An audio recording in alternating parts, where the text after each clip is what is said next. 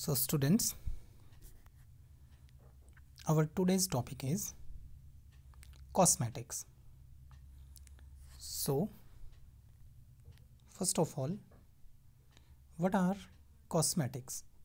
Cosmetics are defined as the substances that are used to clean, protect, enhance or alter the appearance of the body without affecting the body structure and functions.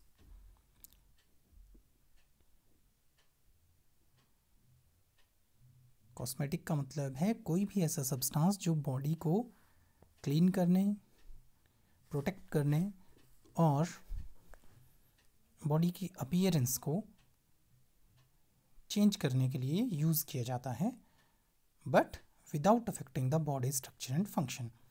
And common examples of cosmetics include beauty preparations like makeups. All the makeups that are used, they are example of cosmetics. Skin creams, nail polishes, shaving creams are also other examples of cosmetics.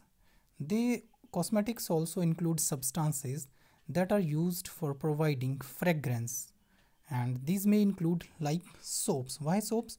Because soaps nowadays come with different fragrances, so they can improve the body odor or suppress the body odor, I would say.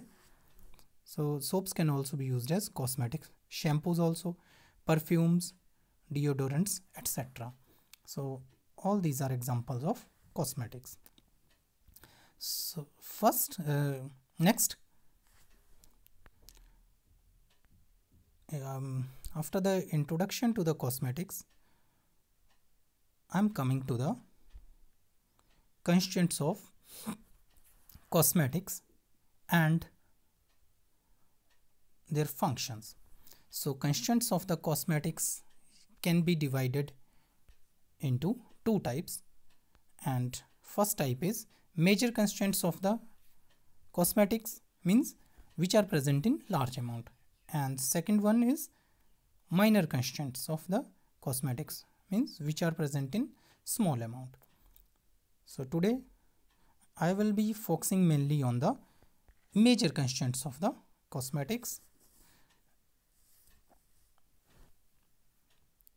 and minor constituents of the cosmetics I shall take up in the next lecture.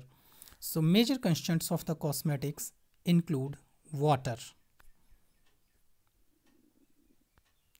emulsifiers, thickeners, emollients, coloring agents, or I can say pigments also. So today I am discussing these 5 major constituents of the cosmetics one by one. So first is water. So as we are in cosmetics, most of the cosmetics use water.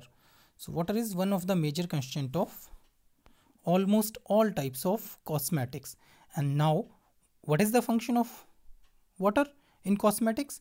The function of water in cosmetics is mainly to dissolve all other present constituents. Hence, I can say that function of water in cosmetics is to dissolve other constituents, or I can say that water acts as a solvent for all other constituents of the cosmetics. Next, second major constituent of cosmetics is emulsifier. So what are emulsifiers? Emulsifiers are the substances which are used to stabilize the cosmetic formulations. Now,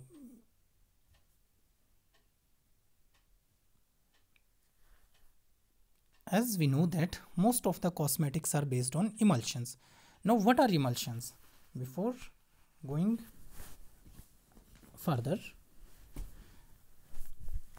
as you know that emulsions are liquid solutions. Basically they are solutions of one liquid in another. For example, if I am having an oil and I dissolve that in water, then what will happen?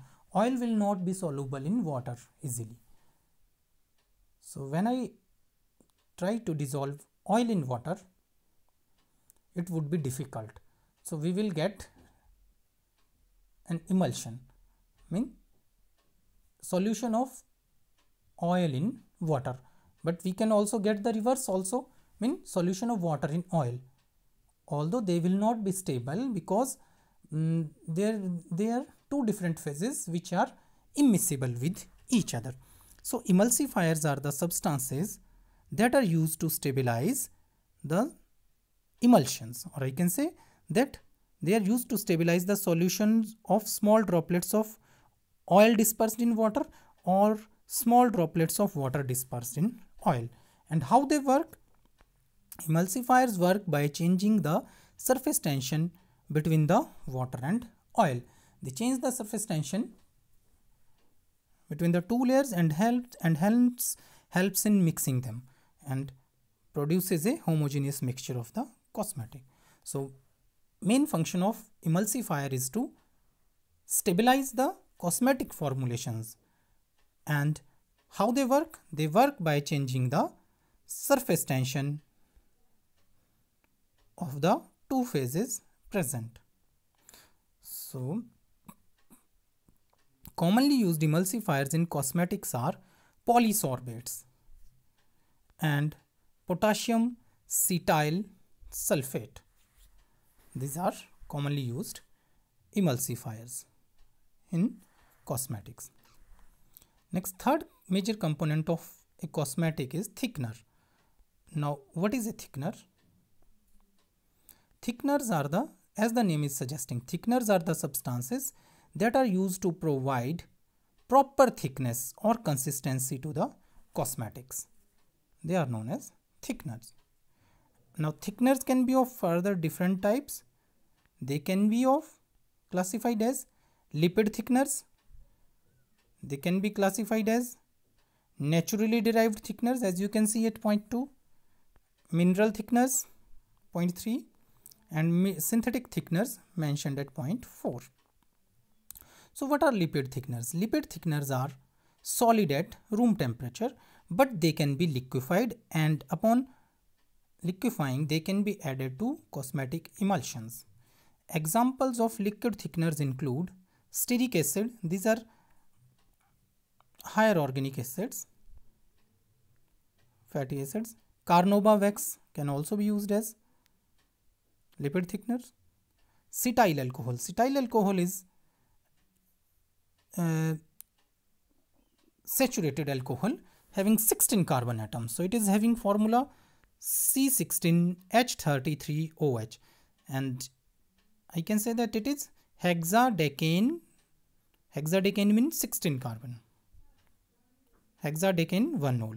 So, and why it is known as cetyl alcohol? Because cetyl alcohol is obtained from whale oil, and in Latin word cete, or I can say cetyl, is related to whale. So stearic acid, carnauba wax and cetyl alcohol are commonly used thickeners. Next is naturally derived thickeners. As the name is suggesting, they are obtained from nature. They provide thickness to the cosmetics after absorbing water and then swelling up, and resulting in the increase in the viscosity of the cosmetic product. And examples of naturally occurring thickeners include hydroxymethyl cellulose and gelatin, etc. Next type of thickeners are mineral thickeners. Mineral thickeners are also naturally occurring, and their examples include magnesium aluminum silicate and silica, etc. And last type of thickeners are synthetic thickeners. Synthetic thickeners are the substances that are synthesized artificially and are used to improve the thickness of different cosmetic products. And examples of synthetic thickeners are cetyl palmitate and carbomer. Carbomer is a polymer of acrylic acid and is used as synthetic thickener in cosmetics. Next, major constituent of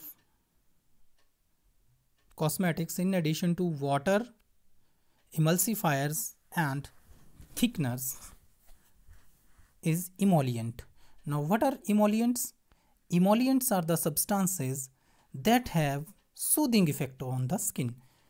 What are emollients? Emollients are the substances that provide soothing effect or smoothing effect or softening effect to the skin. They are known as emollients. And how they provide soothing effect? They provide soothing effect or they soften the skin by preventing the loss of water. And they are commonly used in lipstick and lotions. As emollients provide softening effect on the skin, so means they must prevent the loss of water. So lipsticks are, you have seen that, or you might have seen that lipsticks don't dry easily, and lotions also. So why they don't dry? Because they don't lose their water easily. So emollients are used for preventing the loss of water. And examples of substances that are used as emollients include beeswax, olive oil, coconut oil, petroleum jelly, glycerine, zinc oxide, butyl stearate, etc. And last major constituent of cosmetic is coloring agent, or I can say pigment.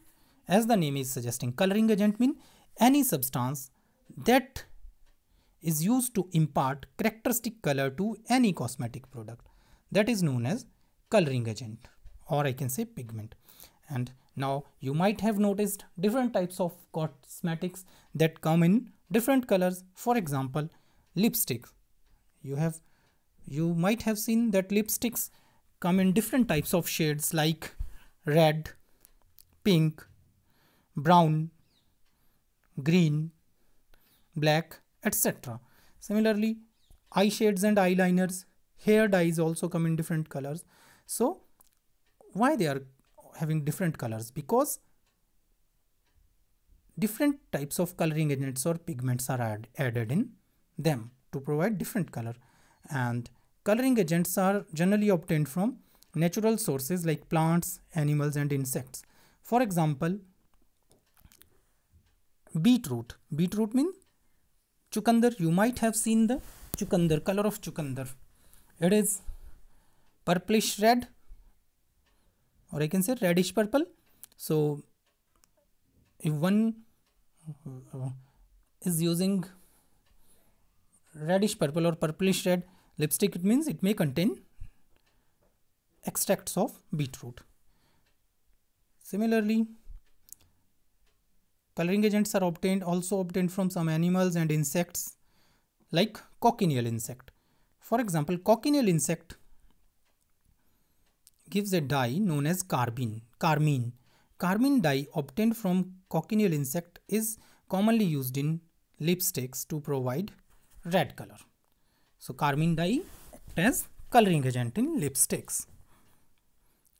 Now coloring agents can be further of two types: organic and inorganic. Organic pigments are generally based on carbon. What is the meaning of organic? Organic means based on carbon. So organic pigments are based on carbon, while inorganic pigments are generally based on metals and metal oxides. And examples of organic pigments are lakes and toners.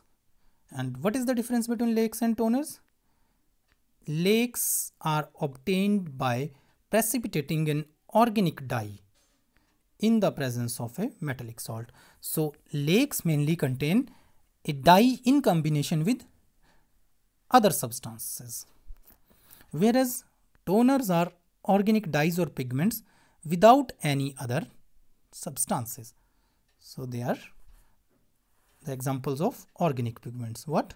Lakes and toners. And examples of inorganic coloring agents include different types of metals and metal oxides. For example, you might have seen that lipsticks usually come in different colors like blackish shades, brownish, yellow, green, gray. So why their color is different?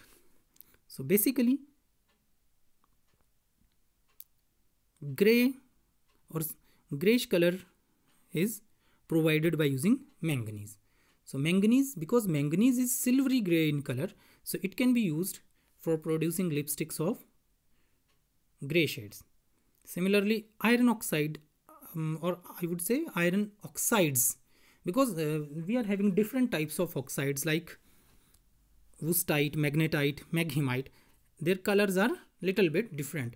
So different oxides of iron are having different color. They may be black, brown or yellow. I can say brownish yellow. So lipsticks of different shades like black, brown or brownish yellow can be produced by using oxides of iron. And if one wish to produce lipsticks of greenish shade, then chromium oxide is generally used, and mica flakes are also used as inorganic coloring agent. So this was all about the major constituents of the cosmetics. So to conclude, what are the major constituents of cosmetics? One is water, second is emulsifier, third is thickener or thickening agents,